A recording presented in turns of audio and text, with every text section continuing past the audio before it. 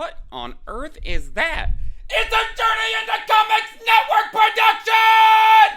Tell me something, my friend. You ever dance with the devil in the pale moonlight? What? I always ask that of all my prey. I just like the sound of it. Brought to you by the power of the Journey into Comics Network. This is the Journey into Comics podcast, the show that's 100% dedicated to everything nerd. With your hosts, the Podfather, Nate Phillips, the Podmaster, Brandon Stone, and the Journey into Comics Network stepdad, Tyler McLaughlin. Time to make the chimichangas. 30 seconds. Hey! Excellent! Finally. What did you do? I forgot. And here we go.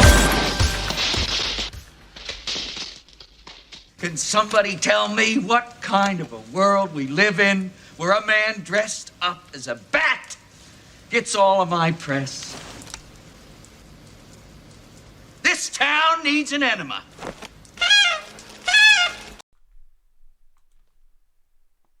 What's up, true believers? Welcome back to Journey into Comics, episode 336. I'm one of your hosts, Brando, and joining me here today, my man, T.Y. How's it going, bud? I saw the light at the end of the tunnel on a miserable project today on this fine Saturday. So it's great because I don't have to go to work tomorrow. Hell yeah, hell yeah. That is a direct quote from our buddy Will. Hell yeah, hell yeah. Isn't it weird? Like I know, you are the type of person just like me where, like, when it comes to overtime, obviously, we see the benefits, right? And it's like, when I worked at Subaru, you and I worked a lot of overtime together. So it was like, well, you were getting paid overtime. I wasn't, but it was like, this, there's a reason that I'm doing this. Yeah. And then one of the reasons that, I think you and I have clicked so much from the get-go is, apologize for the screaming baby in the background, but we also hate it. Like, I just want to be at home with my family. And, I haven't played video games in a month. Skylar's been working at, not like legitimate nights, but she's been working a couple hours during the night, a couple days a week, just to get out of the house, since she's not working full time anymore and doing school and all that. And it's like, I just want to relax for once. And when you work 7 days a week, you don't necessarily get to do that. No. And, dude, if there's one thing I cannot stand, it's the slow grind. Mm-hmm. The body and mind do get used to it as you go along, but it's when you stop doing it and you work the straight eights and you get home at like 3:00 instead of 5:30, and you're like, what do I do with this time? Or it's even worse. Like, I woke up this morning, and I get up pretty early. It's wintertime, so you got to give the vehicle time to warm up and all that jazz. And it's like, I was putting my boots on and stuff this morning, and I was like, wait a minute.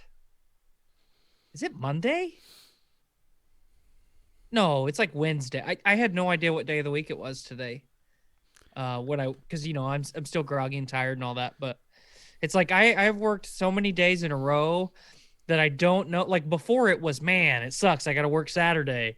Now I don't even know Saturdays are Saturdays. It's just, I got to go to work. Yeah, just another day on the grind. And, I'm glad that project is done, because I hope you can go and move on to something that is less demanding. And be able to spend some more time at home. I haven't been playing a lot of games either. Some of it's because when I do play, I've been playing Mario Odyssey with Wyatt, And I've just been playing a little bit here and there. I haven't played Cyberpunk in almost a week and a half, 2 weeks. Not for a fact that I'm having trouble with it or I dislike it. I'm just at a point where like I didn't play it for the day, and I'm like, oh yeah, I was playing that game. So now it's like, man, I gotta remember exactly what I was doing, doing all that stuff. But you know what? I'm tired. Dude, I tell you what, like more every day, I think I identify with Arthur Morgan towards the end of Red Dead Redemption 2 more than anything, because I'm tired. I'm tired, boss. But I actually have the next week off. I rescheduled my vacation because originally we were thinking of taking a trip in October. And I haven't been able to schedule a vacation for later on in the year for quite a while due to medical stuff. But this year we were going to try it, and it doesn't seem like it's really going to happen. So I had to make a decision, and I said, you know what? I'm taking all next week off. That's the plan. Right on. Let's go do it. And if anybody asks, are you going anywhere warm like Ted Cruz? And I'm going to be like, yes, I am. Under my blanket. That's exactly where I'm gonna be. Well, I mean, shit, man. If you wanna lay around and take a nap, take a nap. If you wanna play some video games, play some video games. Yeah. Our homes are supposed to be our castles where we can get away from the outside world. It shouldn't have to constantly be invading us like the frigid temperatures in Texas. Yeah, I mean, it should just. Doesn't matter what you do as long as you enjoy it. Exactly. Although I haven't taken a real vacation, like going somewhere else in over 20 years. That's unfortunate. Yeah. So I've never been able to really make it happen. This year was going to be the first time. So we're shooting, it still may happen. I'm not saying it won't. Because things may change, but it's right now it's not happening, and I'm taking my week. There is a possibility for me to be getting days back because I could be trying to take a position that would make me get more days back, and I think know what I'm talking about. Yep. So that overtime thing we were talking about, as of right now, there's none in my future. If I get this position, there could be a lot of my future eventually. So we'll see. Right now, I kind of want it just to be able to better secure ourselves because there's things that we want to happen that need to happen and cannot happen if I don't have extra money coming in, which that's what overtime is, guys. It's extra money. Don't put yourself in a situation where you're living and you're getting used to extra money. That's because that's when you get in trouble. But man, it seems like Disney has a lot of extra money because they're throwing around a lot of cool stuff. Of course, today we're not talking about the new WandaVision episode because Tyler has not seen it yet, and I'm not going to be that guy and ruin it for him. So we'll probably catch up on that next week when we got 2 episodes to talk about, and after that there'll only be 1 more, I think, right? And but man, Disney's throwing out a bunch of stuff, and I do believe that with this behind the scenes episode that they're doing after episode 9 of WandaVision, it's gonna the next week after that's going right into Falcon Winter Soldier. Yep. And then that's going right into Loki, and then is that going right into What If, or then I'm not sure what series is after Loki. I thought it was What If. Well, is that when the I guess we never necessarily got a release window for the Hawkeye show. No, it's coming this year. They're filming it right now. Yeah, I didn't know. Let me look it up real quick. Because basically, if you look at it, there's going to be Marvel content each and every single week from now until the end of the year. There's going to be something. And I remember like there was some talk in the in the network group chat about having fatigue, and you know what, that has been definitely a thing when they were churning out three movies every single year. Now there's going to be stuff every single week. I don't mind having something every week because it's a little bit easier to digest. Well, and then also it also helps when the style of what they're doing is good, like what they've been doing with WandaVision. It's like it makes you interested to watch it, not just because they're superheroes, right? That should be the goal of any sort of superhero property. Get you interested in the story and into the style of what it's trying to be, more so than this is just another Marvel romp, right? See, and that's a good point that you bring up because with the Snyder Cut and everything that's coming out next month, and then Warner Brothers and DC with Black Adam and a lot of that stuff, and Suicide Squad, can't forget about that one. There is going to be a lot to look forward to, I think, with them.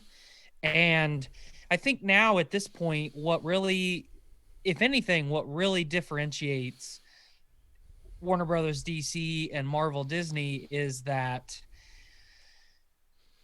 with the DC stuff, we should be excited just because it's the characters that we know and love. It's established actors that we know and love, and they're the superhero movies. Now with and I was one of those people in the group chat the other day that was talking about the Marvel fatigue. I think that you hit the nail on the head. We should be more focused and more excited about the stories that they're trying to tell rather than the characters that are necessarily involved in that narrative. Am I excited to see the Spider-Man movie? Absolutely, without a shadow of a doubt. It's one of the ones that I'm most excited to see. Do I care more that it's a Spider-Man movie or that it's got a really well done story at this point? I think we talked about it. I can't remember if it was one of the episodes that you and I did, just you and I, or maybe it was Nate and I, but early, like in quarantine or something, I think we talked for over an hour by like Disney really needs to watch what they do in 2021, because if they crank out 3 movies that are good movies but not fantastic stories that don't really lay the groundwork for this next big arc or the beginning of the next big arc that they do, I don't think that they're going to struggle by any means, but I think that there's going to be people like you and I that are going to be the first to say, you know what, that was good, but it's not as good as everything else that you've done so far, and it might make them suffer a little bit. Yes, but it's hard, especially once you're coming off of what you've come off of. Yeah. You got to remember that up until Endgame, did they knock it out of the park every single time? No. I mean, look at Phase 2. Thor: The Dark World, Iron Man 3, Winter Soldier's great, but, there's a few in there that kind of missed the mark a little bit. Mm-hmm. And what mattered is that they hit the mark when they needed to hit the mark. Mm-hmm. And they didn't have any hiccups. Hopefully they don't have any major hiccups, See, I think the one thing that could really bite them though is from the run of the mill consumer. Mm-hmm. Not we're fans. Every like preteen boy and girl in America at some point, or worldwide really, has probably watched a Marvel property at this point. You have to keep those people hooked. Yeah. You have to pique the interest. You have to keep piquing the interest of the 10-year-olds. I mean, look at what Star Wars did every time they made a major motion picture up until really this last trilogy. How do we market this? How do we market these toys? Because the toys are what's really truthfully going to make the movie successful. And really Star Wars and Disney hasn't really done that with obviously there's always going to be superhero toys, but obviously you've got little boys. Have you went toy shopping lately? I don't know if it's COVID or what, but in the stores, it's pretty pathetic. It's barren. Yeah, It's bad. It is like there's nothing. There's nothing. And, I know that there were some issues with rollouts because of COVID and everything last year. Like the Black Widow toys came out around the time the movie was coming out. So you're getting Taskmaster, Black Widow action figures. And, of course, now, are they going to re-release those when they come out, like with the movie, or because they kind of already had their run, and I don't see them anymore. Ghostbusters, same thing with Ghostbusters. That you started having a Ghostbusters section in the regular toy store, and they're doing like remakes of old classic toys. I'm like, oh, that's cool, man. That's $20. Ew. Now I know what my parents felt like every time I was like, I want this. And they're like, no. I'm like, but come on. There was one time I begged my dad for some toy. And then he used to pull my hair when I would be acting up. And I hate it. So he told me, if you let me pull your hair right here in the store, you can get it. And I said, all right, do it. Weird flex, but let's do this, And so now I'm like yelling at him, pull my hair, Dad, pull my hair. In the store, and I completely People embarrassed. are looking at you. Yeah, and I'm completely embarrassed him. And he's like, put the damn thing in the cart. Goddamn. I just want. You made me remember that they were re-releasing High C Ecto Cooler for this. Are they doing it again for this next one? I thought they were. I remember reading something about it. I hope they do. That was why I was most excited for this Ghostbusters movie. Because they released it when they did the last one, right? And I stocked up on that stuff. I had so much of it. It was awesome. I miss that stuff so much.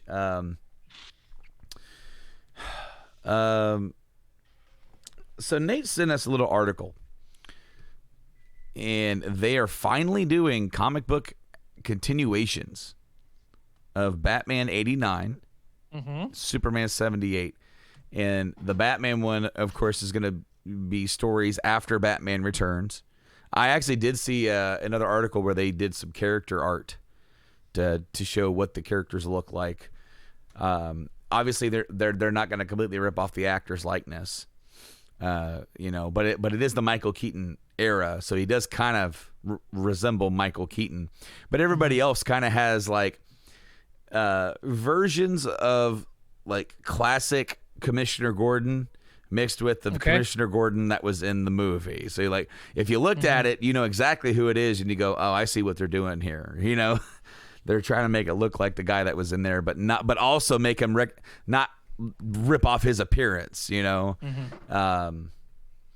But apparently they're gonna do like the Ability Williams style Two-Face, like they were gonna do. That they're gonna, a lot of these storylines that were cut out of Batman Returns, because Billy D. Williams was originally in the script. In fact, in the original idea, I guess he was supposed to be Max Schreck's character, but that got scrapped, and then they replaced him with the Max Schreck character.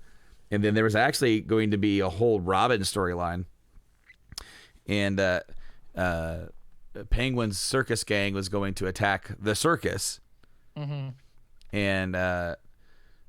but the guy they got to play Robin was Marlon Wayans. Interesting. Yeah, interesting. A step out of the box, right? And he got hired for the role. They even started doing some costume testing, and then they never did anything with it, and they changed the script entirely. And so there was actually a toy that came out for Robin for the movie, and it was just like a regular Robin, and it was a white figure because they didn't they hadn't announced that it was Marlon Wayans or anything like that. I almost said Damon Wayans, but no, it was just it's very interesting. So Marlon got paid for that, even though he never actually did anything. Wow. But it's going to be interesting to see what they do, because I remember this was a concept that I saw. This is the pitch that got pitched to DC a while ago, and they never did anything with it, and they just kind of pushed it aside. Now they're actually doing something with it because they see that, why not, dude? Why not go back to these eras, to these movies that don't really have a definitive end, and you can add to it. I mean, we are supposedly you can go ahead. We were supposedly getting a Michael Keaton comeback, playing that character. So, maybe there's a way that they could kind of, here is the rest of his story, before we catch up to him in the Flash movie or whatever. There was more to it. Well, and who's to say that they don't? I mean, you have the freedom to write material prior to what we saw. I mean, that doesn't, what we saw, or what I can pop in and watch on my TV. That doesn't necessarily have to be the first time that character existed. Right. I mean, you could absolutely do an entire comic book run of, what happened the 5 years before that. Maybe he was just fighting petty crime. Sure. I'd read that all day. See, they make it sound like in '89 that that he's been around and that he's like this unseen legend, like the criminals like they're whispering about him, and they're a bit afraid to go out and do stuff. So it's like, if he's been around that much, he has to have been around for months, maybe a year. Obviously he had not yet had a big coming out party, where he's in the forefront, and because in that movie we do see that's the first time Commissioner Gordon sees him, because he thinks he's made up and just whatever. But then there's a lot they could do with it. There's because I want to say one of the writers for the comic was, I think he worked on scripts from or something from there. I can't remember. Cool. That would be neat if that is true, if I'm right about that.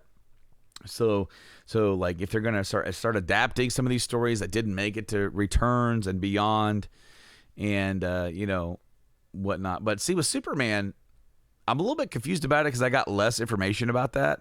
The only thing that we know is that Lois does not know that Clark is Superman yet. So it's like, because they did multiples. They did 4 sequels to Superman? Where's the 5? I want to say it's 5. So they did quite a few sequels. And I remember 1 and 2, and then I remember one of them's got Richard Pryor. I don't remember which one that is, but I don't either. I think 4 is called A Quest for Peace. Let me just pull it up.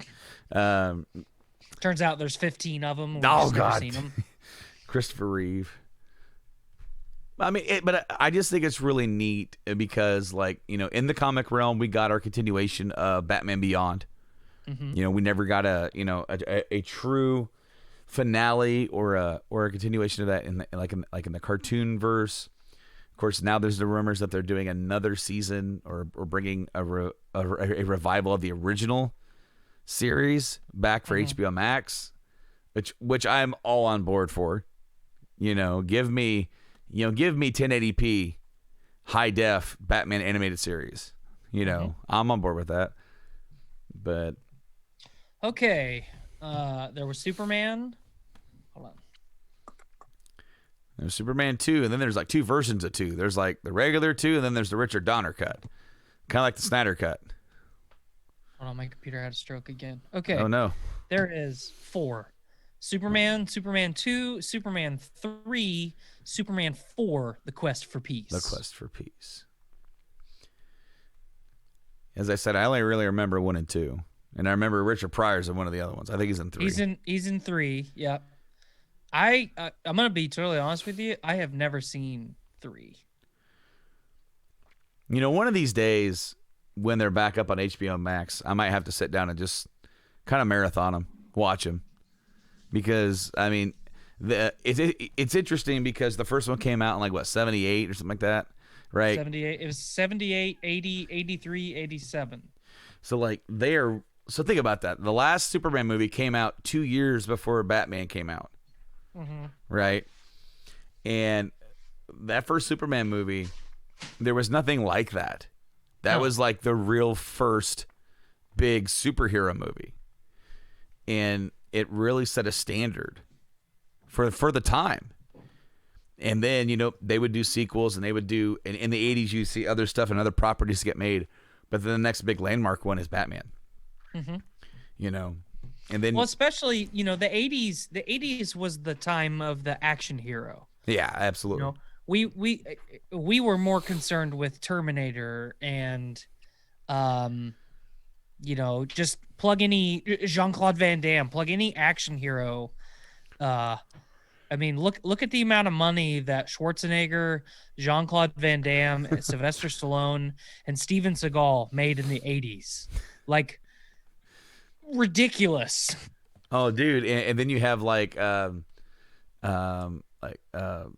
Chuck Norris.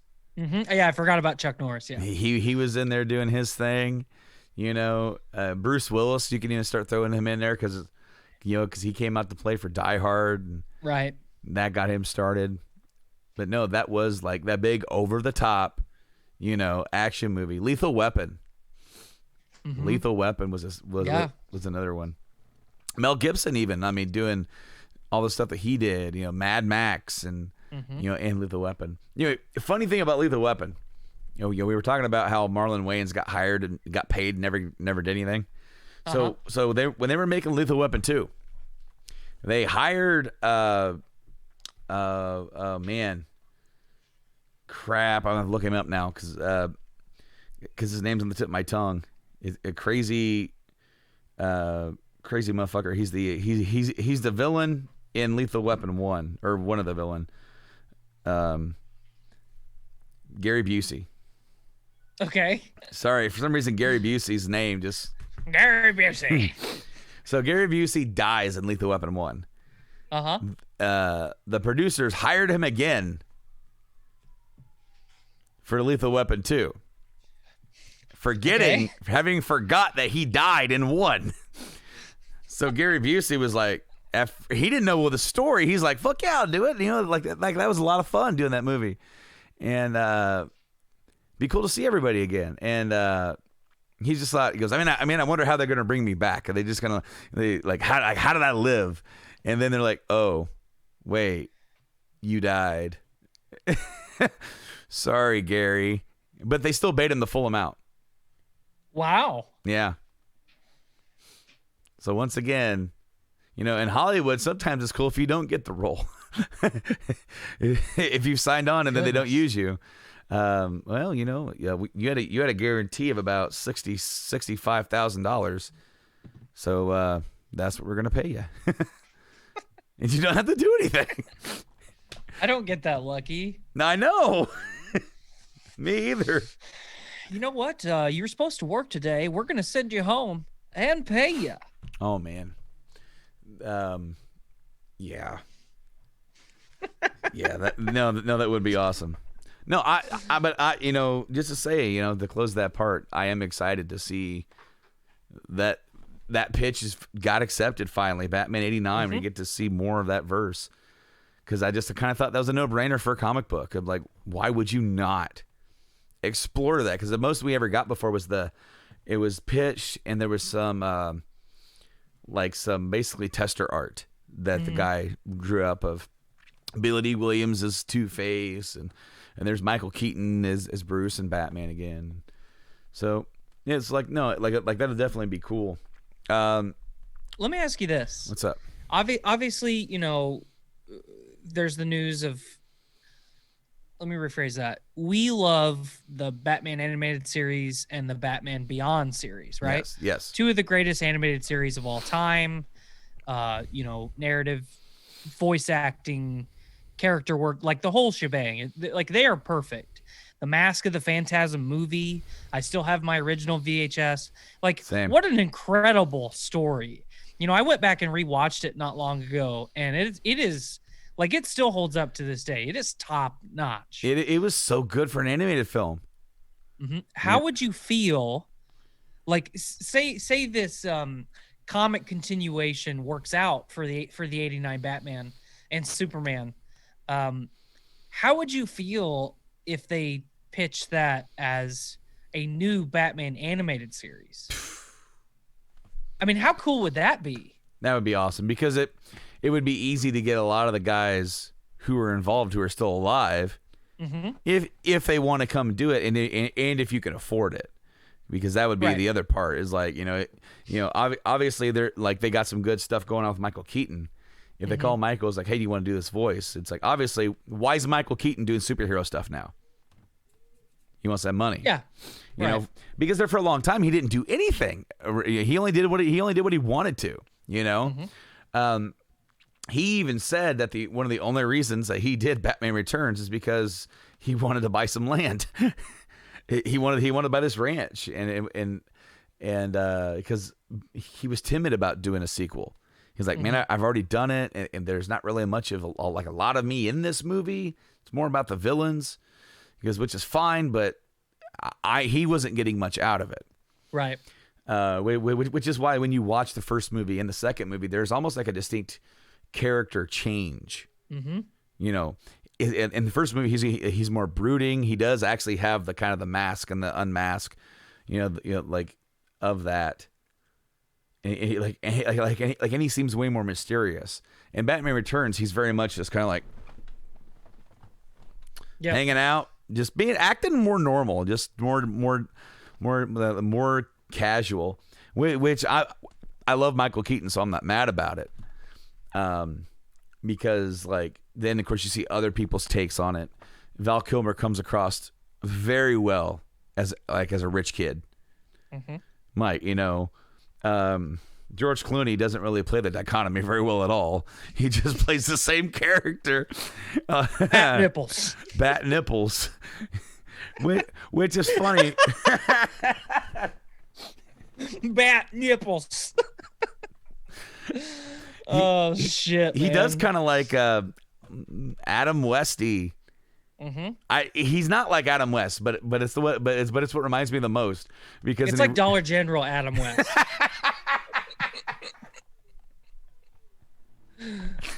Oh man! And what sucks is that he's actually a pretty good actor, and I love Clooney, but man, his fucking Batman, it is hysterical. Oh no! The only reason to watch it is for a laugh. Because not only do you have him do it, then you have Schwarzenegger doing ice and snow puns for the whole damn thing, and then you've got Uma Thurman doing basically a Dudley Do-Right. Oh, I do say, you're killing her. I'll bring everything you see, plus everything you don't. No, but there is a lot of stuff coming out, a lot of stuff down the line, and we just saw a little rumor mill that is Jennifer Lawrence in talks to be in Fantastic Four. Yeah, I pulled this up a little bit ago. It was confirmed that Marvel's first family will return to the big screen with Spider-Man Director 3, John Watts. Did I say Spider-Man Director 3? Yeah, I think you did, but it's all right. Spider-Man 3 Director John Watts. Sorry. And this is like speculation, but like apparently this has been the rumor of rumors the last few days. A report from the Daily Telegraph claims that Marvel will shoot the Fantastic Four film and that Lawrence will be heading there for it. So, I mean, you would have to assume that she's playing Sue. Yeah. And I mean, okay, so I have to admit that in my brain, I'm like, man, she's a bit young for that, isn't she? And then I'm like, no, she's not. Yeah. We're just getting old. I know. My brain went like, it's 2001. Isn't she a bit young? No, it's been 10 years there, pal. She would make the perfect age range to play fucking. Like, God dang, what's wrong? What's going on here? Oh, but okay, so Jessica Alba played in the other ones, right? Yep. Yeah, And how come she played that and she was like 20 years old, and how come she doesn't look any older? Yeah. Voodoo. It's got to be some witchery, something, because you and me are over here aging and graying like. I'm aging right now. Yeah, I know. I can tell. Oh man. No, I think Jennifer would be great. I know that we had some talks earlier about Reed Richards, and who could play him. I made a joke that I can't remember if it was on this show or not. It might have been on the show or it might have been after that. They should just bring Chris Evans back to play Johnny Storm. Mm-hmm. Yep. And then it like he's like the multiverse Johnny Storm, but he just sticks around. And I could just imagine him getting another chance to play Johnny Storm, and then Paul Rudd Ant-Man.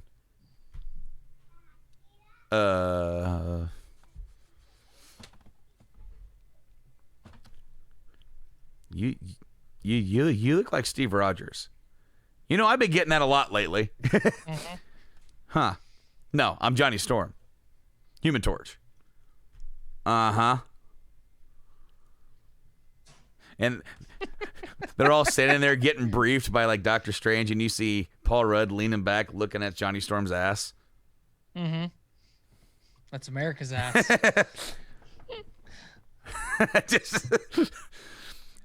I think it'd be funny. I don't know what they're going to do. And then, of course, Fantastic Four is so far down the pipeline. Right now they're filming Thor. They're filming a bunch of other stuff. It's just frustrating because we want, obviously, I don't necessarily care about the Fantastic Four because, I'm that guy. But you start casting some really, really high profile people as the, Marvel's first family, and maybe I'll get real interested, because I have a lot of respect for Jennifer Lawrence. I've been a big fan of hers for a long time. I think she's an incredible actress. So I think really, obviously the fan casting, everybody wants John Krasinski and his wife to play Reed and Sue. But it's like, I just want somebody. They don't even have to be well known. I just want somebody to give a shit about the character. Yeah. You obviously those original Fantastic Four movies were awful, but you go back and watch them now and it's like, no offense, Jessica Alba, but your performance was awful. It felt hollow to me. Yes. Whereas Chris Evans was actually actively bringing it. He's trying to, trying to make it work, and which is so funny with what he would later on go to do. But who would play a good thing nowadays? It's hard. So we have this rumor of Jennifer Lawrence, and of course the fan casting of John Krasinski. Would you rather keep most of the other roles kind of more newer and unknown? Because it's like when they went and they casted Bucky Barnes, he wasn't a huge major actor, like leading man type of actor yet. When you go to but then again, they went for Ant-Man, they went to Paul Rudd, who had done a bunch of stuff, and Chris Pratt, who was on the rise. They got him on pretty early on with his post Parks and Rec type thing, where it's like, he's going to be a big major star. But for Tom Holland, unknown, complete unknown. Yeah. So yeah, it's like I almost would kind of want them to cast a bunch of unknowns. I want to go and I want them, and I have all the faith in the world that they could perform a really well done movie. Maybe you do unknowns for the team, and then if they're going to do Doctor Doom for the villain, which they pretty much means they probably won't since they've already done Doctor Doom twice, right? Mm-hmm. But if they do bring back Doom, there's a fan casting for Doctor Doom as well. Who's yours? Well, it was. I got to remember how to pronounce his name. Hold on. He's everywhere, and he does everything now. Giancarlo Esposito. Yep. I think he would do great. Yeah. But I would like him to be on for the long haul, not just for the one Fantastic Four movie, because Doom is a kind of character who is a central piece of the overall Marvel antagonists, right? Even if he's not always the lead villain, he's always a guy pulling the plot in a certain direction. We should be. He's the master manipulator. Mm-hmm. He's your guy. You can push a lot of different storylines, a lot of different directions, just by involving Doctor Doom. Like in the Secret Wars arc, there's that godlike being who, tears all these worlds apart, all these heroes and villains, and makes this is your Coliseum, fight for me. Mm-hmm. And Doctor Doom's like, I'm going to become you. I'm going to figure out what you're doing and how you're doing it. And I'm going to have your power. And whereas the other guys are like, man, how are we going to do this? What's that? Like Galactus is over there. And then we got Green Goblin over here. And, Spider-Man's got a black suit, and Colossus is falling in love with another, all this other bullshit that's happening in this story. And there's Dr. Doom over there hustling. He's thinking of the next level. He is realized some serious shit has just gone down that is far above my head. And if I have my way, it will no longer be above my head. So, man, I'm not sure what else there is to talk about. Did you see there's some stuff coming out from Konami? Talking about some video. No. So apparently there's some new games from Castlevania and Silent Hill in the works. Okay. And so there's been a long-standing rumor that the same company that did the remake for Demon Souls, Blue Point Games. Now they used to do a lot of remasters back in the day. Now they're actually developing, remakes and whatnot. That they're working on another game. It's pretty top secret, and we don't know any hard evidence or anything like that. But the rumor is that it's a complete remake of the original Metal Gear Solid for the PS5. Yeah.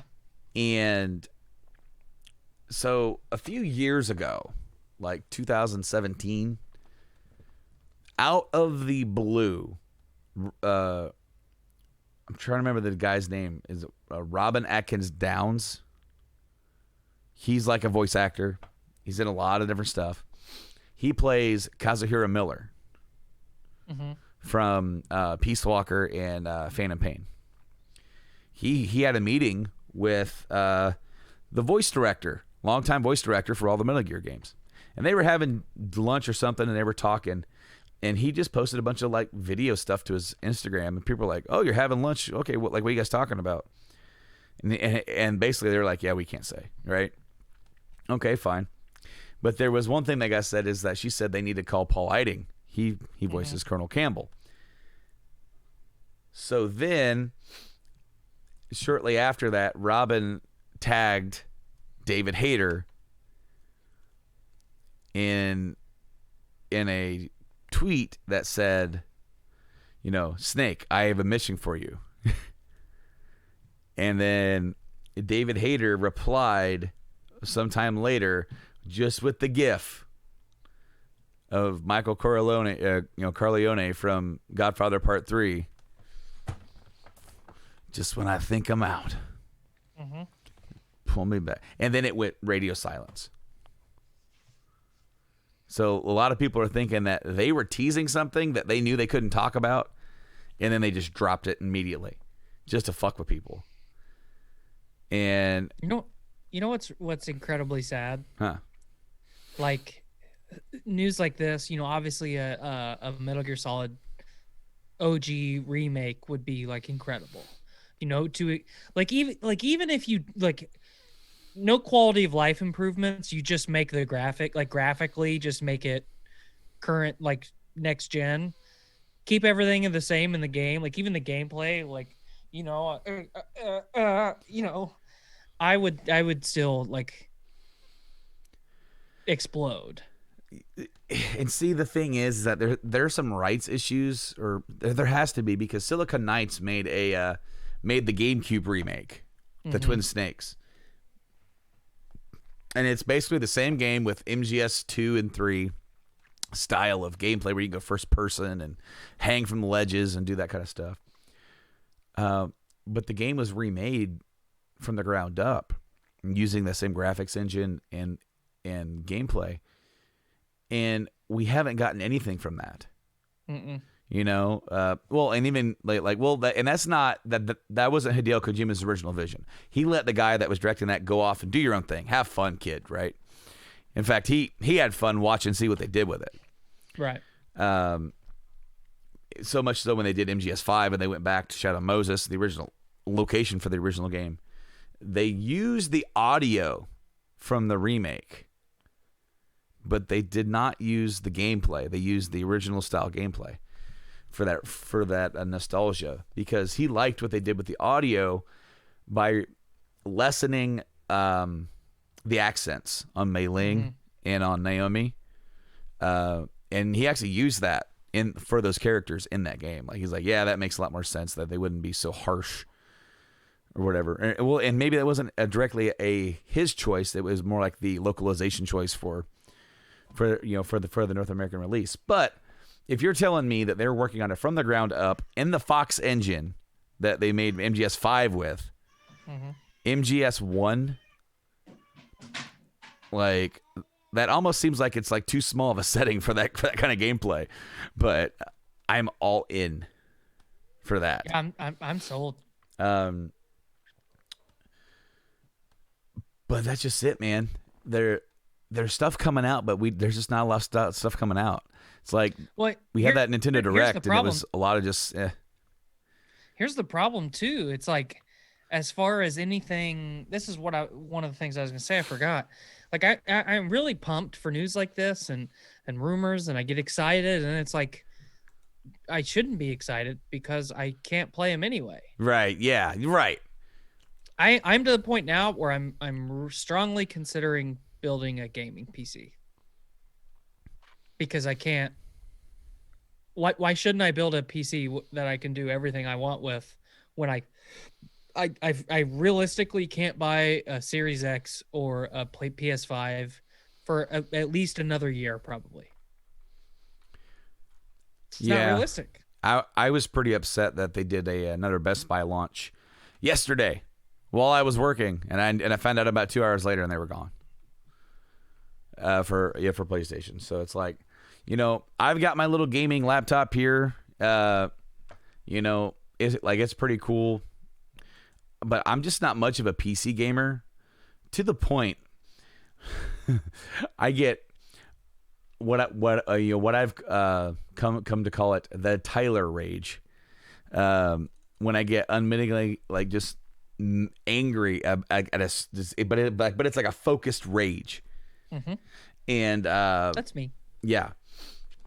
So while having something like the Epic Game Store is awesome, because every single game I have in the Epic Game Store was for free. And they did GTA 5 last year for free. Right. Ghostbusters Remastered for free. Borderlands 2 pre-sequel. Costume Quest 2. The first Hitman from the new ones, right? Galactic Civilizations 3. Jurassic Park Evolution, or Jurassic World. Then they did Rocket League, Rage 2, Civ 6, Battlefront 2, and Watch Dogs 2, and then there's some other smaller ones in here that I've never really heard of. But every time I turn my computer on, every week it's like, bloop, this is free for you. All you have to do is go redeem it. Like, and it's cool, and I have them. But here's the deal. One of the best things I've ever done on my computer was buy Final Fantasy IX and get the fucking mods for them. Mm-hmm. God, it makes that game look beautiful. The only way that I could truly play it's just on the computer, and then I can hook it up to my TV, and it plays on the TV. It doesn't really work that well. I get it to work and get it up on the TV, and it's fine. But then I like to play with a controller, not a mouse and keyboard. Mm-hmm. And you would not believe how much trouble I've had with an Xbox controller made by Microsoft hooking up to Windows made by Microsoft. It is like, okay, so say I'm playing and I get it connected and it's fine. It's Bluetooth. We're rocking, we're rolling. But I've got kids. And anybody who games and has kids, you have to take prolonged pause breaks. Unfortunately, that's just the way it is. It's the way it is about being a dad. You got to do it. So I hit pause, put the controller down. 10 minutes later, it's turned off. I sit back down. I'm ready to clear and go, and it won't repair. Mm-hmm. And I have to get up, walk up. I have to remove my controller memory I have to remove the device from the computer. Then I have to resync it completely. Mm. Some cases I even have to restart the game, because then the game's like, I don't know what's going on here. What? So, no, because I remember our buddy Mike was like, well, just hook up your controller to it. I'm like, okay, I'll just hook up my controller to it. And even then I want to punch right through my laptop. Just trying to play Final Fantasy IX. I'm not even talking about like brand new, epic, like it played GTA 5. My gaming laptop, gaming laptops is not the way you want to go if you want a really hardcore gaming machine, but it played sounding like a jet engine, GTA 5, 1080p, 60 frames per second. Like it works. And it was running perfectly. I'm like, this is awesome. I have a way to play it. If all my shit breaks and I have a computer, I can play that game, and that's great. I'm never gonna. I'm never gonna. And that's just it. I bought a Raspberry Pi to play my old games on like in the living room because the back room has kind of been overtaken by my youngest kid. And I was once again hit with this whole part of PC gaming that I hate. The setup. Setting up a new thing, do this. On the Pi, I still can't get Wi-Fi to work. To this day. It has to be hardlined. It has Wi-Fi in it. It just won't connect, even if I type in the right thing. I don't know why. It's just not working. I hate that. So, do I want a better PC? Will I get another one? Yes. Will it have the top line end of the shit? No. Is someone else going to do it for me? Yes. Because what I like to do is not tinker, because it just makes me angry. And the more that I tinker, the angrier I get. If I need to troubleshoot and figure something out, just like doing yesterday, we did that live stream for Rank 'Em All, right? Go check out Rank 'Em All if you haven't. You said there's no audio. I'm like, well, shit.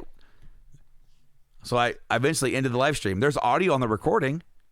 Why was nothing streaming out? It's because on my track and on the speaker track, I had turned off every single output except for one, because I found a way for my video editor to have more than one audio file per video file, which is really neat. So I have one for me and one for my guests, and I'm able to tweak them a little bit better instead of just trying to gauge it. We sound kind of close. Me doing that fucked up the live stream completely. And I was over here trying to figure that out, and it was just happenstance that I happened to look in there. Otherwise, we would have canceled the live stream because I ain't got no sound. I can't figure out why. So, if you're gonna build a PC, best of luck. Best of luck. And I would just say, for your own sanity, from me to you, get help. Just get help. I mean, you and I, we could probably figure this stuff out. But we both have a tendency to just focus on the thing that's making us angry and not be able to get off of that. Yeah. Anyway, I just want to be able to play games again, and I can't really do that because Microsoft and Sony don't make enough of the thing that I want to buy. I don't understand why they're not in stores now. Why they're not just rolling them out, putting them out on because there's no reason not to at this point. They don't have enough. Apparently. Well, and that's going to be an issue because of the semiconductors now. Apparently, there were 2 major plants of semiconductors in the entire world, and one of them just apparently they made it out of matchsticks. the plant, and it just burnt to the ground. Hey, y'all, you got any more matchsticks? Hey, that was pretty cheap to build that building with those matchsticks. We need to find some more. But apparently Samsung is the other major producer. But, I mean, there's those things go in phones, electronic PCs, games, cars. So the entire industries of a lot of different things are being affected. Mm-hmm. So I'm right there with you. I am taking this opportunity at some point when I can actually start a new game to start whittling down with games I have not had a time to go through and finish or even start. I have more than what I want to admit. Even games that I might have started and didn't dig, I want to kind of go back and see if there's what don't I dig about it? What don't I like about it? Is there something I do like about it? I was able to see through some of the hate for Cyberpunk, and still enjoy myself. Is there something else with these other games that I can find enjoyment in? Well, I'm more so upset more than anything that Mass Effect Legendary Edition comes out next month, and it comes out in May. It's next month, May. That's what I meant. But it comes out in May, and I won't be able to play it right away. I'll buy it, I'll have it, but I won't be able to play it. Yeah, that's coming out for Xbox One and PS4. Yeah, I thought it, but isn't it? Whatever. No, they have some upgrades if you play it on the next ones. I'm not worried about it. I'm gonna get it for my Xbox One X and play it on there because they're gonna be because you don't have a Pro or an X. I think because you have the base model PS4 and a 1S. Mm-hmm. Okay. So, if you have a 1S, it's going to look great. It's going to look fine. Those games were not being remastered for the PS5 or Xbox Series X in mind. They're being done for the for the PS4 Pro and the 1X to get the 4K visuals, but the overall they're going to be playable on those consoles as well. So don't feel like that you can't play them. But I've pretty much given up hope for getting a new console. I pretty much threw in the towel. Not worried about it. I'm worried about other stuff. Mm-hmm. Maybe Christmas time we'll see what things hold. But I saw that they had the drop yesterday, and I'm like, all right, cool. Yeah. Guess I'll go home and play my other stuff then. Yeah, man. We have a lot of cool stuff coming out to keep us hopefully occupied as we're entering the second year of these strange times. Mm-hmm. Hopefully, I think it's going to kind of be the same for most of this year. And then as we get to the end of the year, it'll hopefully start relaxing. Mm-hmm. Going into the next year, it's going to be all right, remember all that crazy shit? We're kind of done with that now. We can't just bounce back next month and be everybody's fine, everybody's back to normal. Right. Thankfully, the end is sight. The end is in sight, though. At least we hope. Yes. At least we hope. But apparently, my kid said that is rude. I'm not sure what happened, but he said that is rude. The end is nigh. That's rude. Damn it, I was counting on that. That was my way out. Oh God. Oh man, I hope you guys enjoyed this episode. We're just really tired and really super chill and relaxed. We came into the episode with really nothing to talk about, so with saving WandaVision, I don't want to ruin that for Tyler. I want him to experience it. So Thank you. yeah, I really got nothing else really to talk about. Like I'm tapped. That's all I have to say about that. I'm tired, boss. Just one more job. Have some faith, Arthur. It's always another damn train.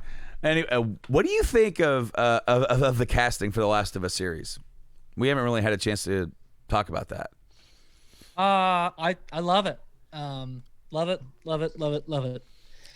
The only thing that I don't love about it is, and I think pretty much everybody else, the fan wise and maybe even in the industry, is going to draw the same parallel with Pedro Pascal and Ellie, as it's essentially the same show as The Mandalorian, but more hardcore. So I'm not upset about that because, obviously you and I are big fans of that existing narrative anyway.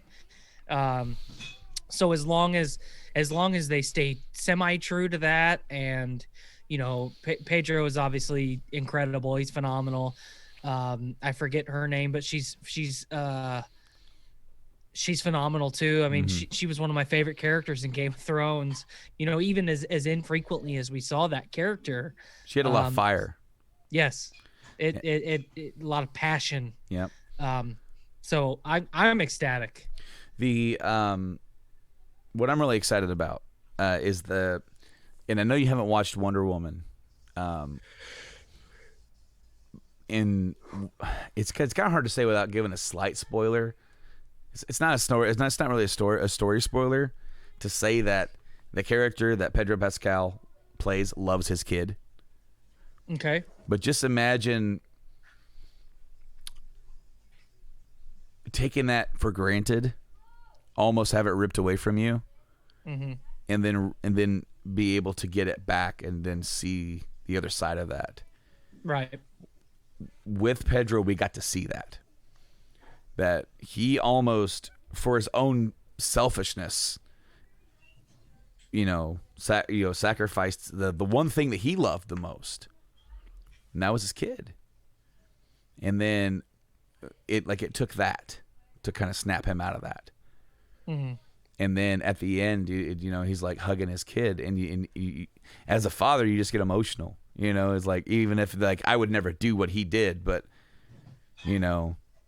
I get it, because there's nothing that's more. And so knowing that he can go into that spot where he feels that emotional about a child that was supposed to be his own, that's the kind of connection that him and Ellie eventually end up having. Is that she isn't just a job. She becomes a person he really cares about, and a somewhat replacement for the daughter that he lost. And he ain't going through that again. Right. And again, that act in itself is very selfish. I think it's going to work. I think we did see him in dad mode a little bit, like in Mando, which is why it works. And from I saw that Troy Baker, he said, "I'm so excited to see what I learn about Joel through Pedro's eyes." That's cool. So it's like, because it's so hard, the way that they portray the characters in both games. It's hard to cast anybody as them, because the existing actors and actresses did such a good job. And it's almost like anybody you cast is going to be a step down, because they've already set the standard. But the fact that he's excited about it, the fact that Ashley Johnson, she's excited about it, and that Neil Druckmann is helped write the story, and he was involved. I guarantee he was involved with this casting process. Had to be. And not only did we get great actors, But for Pedro, he's a guy on the rise right now. Mm-hmm. You know, he's been involved in some big stuff here lately. So to know that they're not sparing any expense, I guess is what I'm getting at, you know, coming into this series. And I'm excited. I'm super excited to see what they're doing, because from what they have said, they're not changing the story of Joel and Ellie. What you've played is what you're going to see, but what you're also going to see is stuff that you don't get to see. Mm-hmm. The other stuff going on, there's, you know, the expanding world. You know, we're going to introduce you to more characters that you never met, because the game has to kind of have a certain focus. Right. As you're going down here, a show can just be and like an umbrella encompassing. You know, Joel and Ellie are just a part of that, but they're the integral. So pretty excited. But that's all I got. That I'm seriously now tapped out. That's it. My closing statement here is this show has an incredible opportunity to do what The Walking Dead and other zombie TV shows like Z Nation, you know, there's been a few in the last 10 years.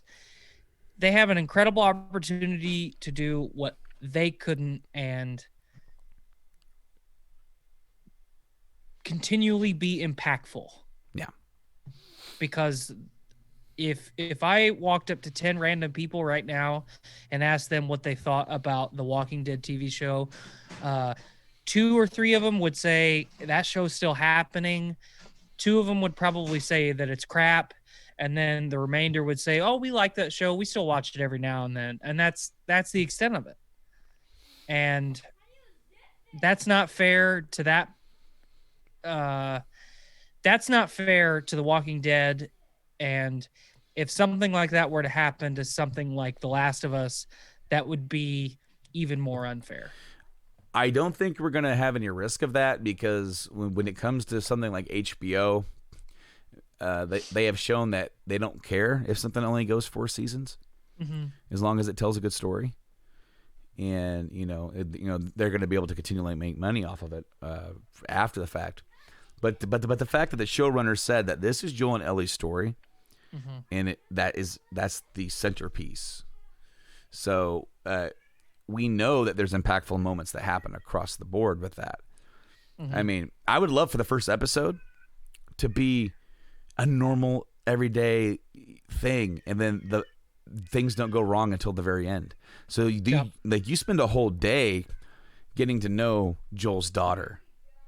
And it almost seems like she's going to be an important part of the story, but really she's not, because she dies at the end of the first episode. And you end the first episode on him holding his daughter in tears, struggling.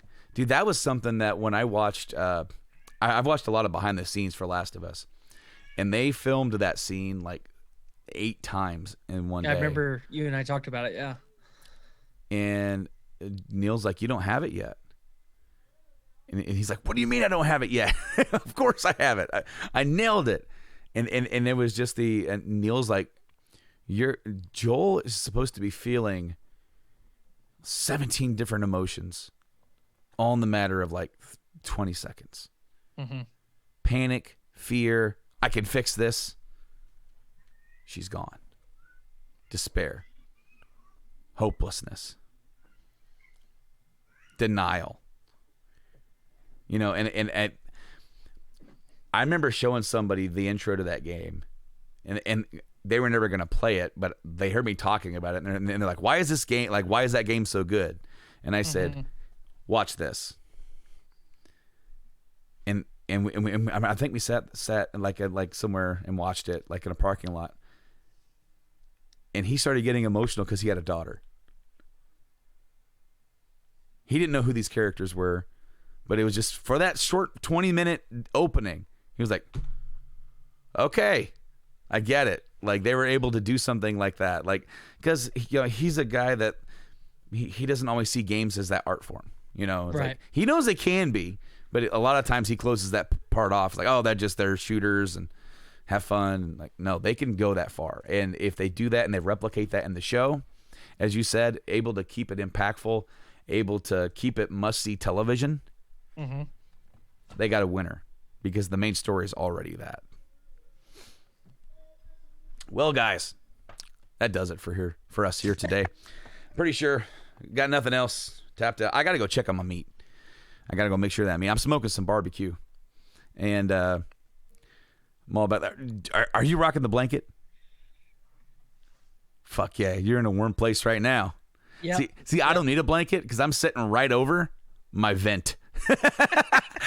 I'm like one of those fat lazy cats that just one of our fat lazy cats. Literally one day, my wife said that the heat was running, and she went in the living room and saw that it wasn't getting any warmer in there. It's because this cat had her entire body over the vent and was blocking the heat from the rest of the room, so that way she can stay warm. Goodness. Oh man! But Tyler, thanks for sitting down and chatting with me here today. Thank you. On another week here on the Journey into Comics podcast. You can check us out on all the podcasting platforms and places and stuff. Check out the Facebook page where the show goes live early every single Sunday. Usually between 6 and 9, somewhere around there. So you can check out the show a whole day early if you want to. And, social media, same stuff, Journey to Comics Network, all that good jazz. Until next time, not sure what we're going to call this episode. I really don't know. Nothing's really sticking out. But this has been episode 336 of Journey into Comics podcast. I've been Brando. And I've been TY. Pop your caps back. Fill your brizanes with that shiznit. Way later on, guys.